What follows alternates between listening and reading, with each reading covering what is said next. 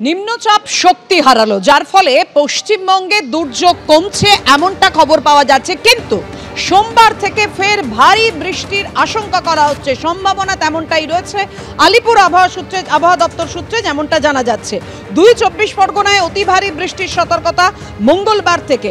কলকাতা, হাওড়া, হুগলি, পূর্ব বর্ধমান ও 2 মেদিনীপুরে ভারী বৃষ্টির সতর্কতা। সোমবার থেকে ফের দক্ষিণবঙ্গে বাড়বে বৃষ্টি।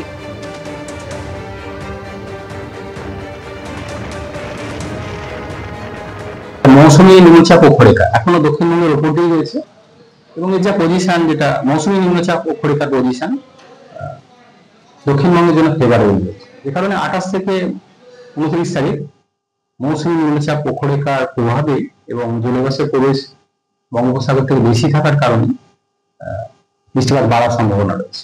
খুব বেশি পরিবর্তন নেই। আগামী 4-5 দিনে মেঘলা আকাশই থাকবে, খুব বেশি তারতম্য হবে না তাপমাত্রা। মুখ্য নির্বাচনী আধিকারিক তিনি বলছেন যে ভোটার তালিকায় সংশোধন একটি চলমান প্রক্রিয়া, কিন্তু এই প্রশিক্ষণে যে হ্যান্ডবুক দেওয়া হয়েছে তাতে এসআইআর এর একটি কলাম রয়েছে। কি রয়েছে তাতে তুলে ধরেছেন আমাদের প্রতিনিধি পার্থপ্রতিম ঘোষ। 26-এ রাজ্যে নির্বাচন এবং তার আগে এসআইআর নিয়ে চলছে জল্পনা।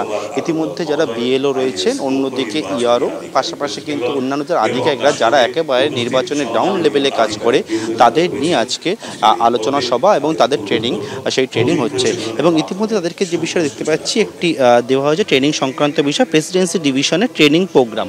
সেই প্রেসিডেন্সি ডিভিশনের যে ট্রেনিং প্রোগ্রাম, সেই রকম একটি বই সেটাও কিন্তু সেখানে দেওয়া হয়েছে এবং সেখানে লেখা আছে এইআরও, সুপারভাইজার এবং বিএলওরা তারা কে কি ডিউটি পালন করবে, কিভাবে কি করবে। অন্যদিকে এই বই যদি আমরা দেখি, সেখানে কিন্তু বিভিন্ন বিষয়ের মধ্যে থেকে বিভিন্ন বিষয় উল্লেখ রয়েছে, অর্থাৎ নির্বাচনে কী করবে। অত্যন্ত গুরুত্বপূর্ণ লেখা আছে যেটা duties of BLO in SIR, অর্থাৎ এসআইআরের ক্ষেত্রে তারা কিভাবে কাজ করবে না করবে সেই সমস্ত নির্দেশিকা সেটাও কিন্তু লেখা রয়েছে। এবং ইতিমধ্যে এই বিষয় নির্বাচন কমিশনের তরফ থেকে যে বিষয়টা জানানো হয়েছে যে এর আগেও এসআইআর হয়েছে এবং তার জন্যই এই যে প্রস্তুতি, সেই প্রস্তুতি সেটা কিন্তু দেওয়া হচ্ছে, ট্রেনিং সেটা দেওয়া হবে। যারা একেবারে নির্বাচন সংক্রান্ত যে কাজ, সেই কাজে যুক্ত থাকবে তাদের প্রত্যেককে। ক্যামেরা ভগবান সাহের সঙ্গে পার্থপ্রতিম ঘোষ, এবিপি আনন্দ, কলকাতা।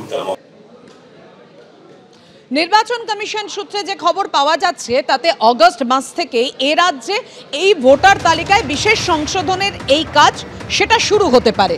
এবং সেক্ষেত্রে আপনাদের জানিয়ে রাখি, যেটা জানা যাচ্ছে সিও দপ্তর সূত্রে, যে তাদের তরফ থেকে সমস্ত প্রস্তুতি একেবারে সম্পূর্ণ। দিল্লি থেকে নির্দেশ এলেই ভোটার তালিকার এই বিশেষ সংশোধন শুরু হয়ে যাবে। মুখ্য নির্বাচনী আধিকারিকের দপ্তরকে স্বতন্ত্র করতে চেয়ে সম্প্রতি আপনারা জানেন মুখ্য সচিবকে চিঠি দেয় জাতীয় নির্বাচন কমিশন, যেখানে অতিরিক্ত মুখ্য নির্বাচনী আধিকারিক, যুগ্ম মুখ্য নির্বাচনী আধিকারিক, ডেপুটি মুখ্য নির্বাচনী আধিকারিকের পদে নিয়োগের অনুরোধ জানানো হয়েছিল।